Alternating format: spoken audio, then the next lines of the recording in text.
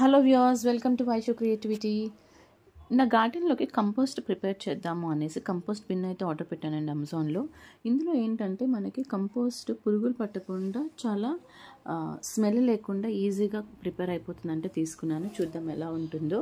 And దీంతో పాటు మనకి కోకోపీట్ కూడా ఇచ్చారండి కంపోస్ట్ ప్రిపేర్ చేయడానికి. దీన్ని మనం వాటర్తో వెట్ చేసుకుంటే బ్రిక్ అనేది మనకి ట్రిపుల్ అవుతుందన్నమాట.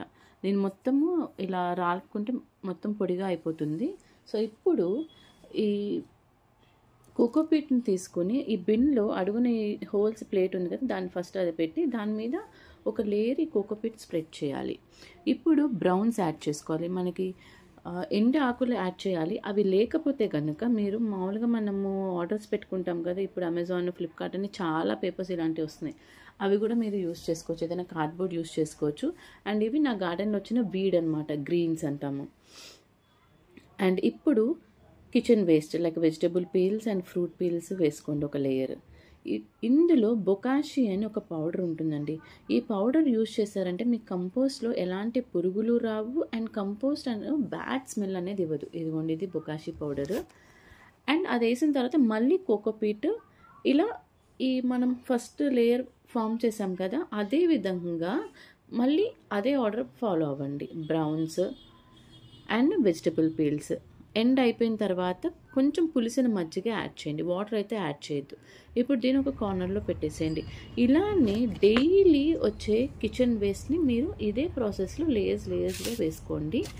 బిన్ నిండేంత వరకు వేసుకోండి. మధ్యలో ఒకసారి కదపచ్చు. అండ్ ఇలా బిన్ను నిండిన తర్వాత మాత్రం అలా వదిలేసేయండి. మీకు ఈ కంపోస్ట్ అనేది ఒక 1 మంత్లో ప్రిపేర్ అవుతుంది. అండ్ ఇక్కడ మీరు 3-4 డేస్ తర్వాత ఒక లిక్విడ్ అనేది వస్తుంది. ఈ లిక్విడ్ మాత్రం పారబోతుందండి. ఇది చాలా అంటే చాలా మంచిది మొక్కలకి.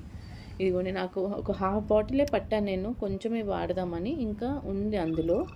సో మీరు రోజు యూజ్ చేసుకోవచ్చు, లేదంటే 3-4 డేస్కి ఒకసారి ఆ లిక్విడ్ని పట్టుకొని మొక్కలకి పోసుకోవచ్చు.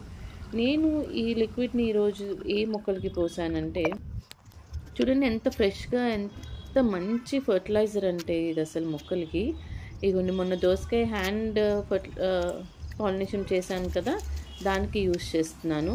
అండ్ మా జామ మొక్క అండి, చాలా పిందెలు వస్తున్నాయి కానీ ఆ కాయ ఎంత స్లోగా పెరుగుతున్నాయో, సో అందుకని దీనికి ఇచ్చాను. అండ్ ఇంకోటి మల్బరీ ట్రీకి, మల్బరీ కూడా ఇంతవరకు ఫ్రూటింగ్ రాలేదు, ఎప్పుడు వస్తుందో వెయిట్ చేస్తున్నాను దీనికి. అండ్ వాటర్ మిలన్ ప్లాంట్కి ఇచ్చాను.